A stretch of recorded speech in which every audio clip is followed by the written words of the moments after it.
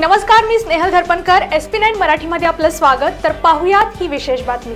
छत्रपती श्री शिवाजी महाराज यांच्या जयंतीसाठी प्रशासनाकडून आवश्यक सर्व सुविधा पुरवल्या जातील असे आश्वासन प्रशासनाने शिवप्रेमींच्या बैठकीत दिले.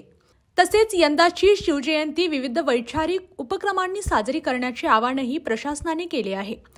लहान मुलांचा सहभाग वाढवावा यासाठी शाळांमध्ये वक्तृत्व, निबंध, नाट्य स्पर्धा, मर्दानी खेळ असे उपक्रम राबवण्यासाठी महापालिका पुढाकार घेईल असेही नमूद केले.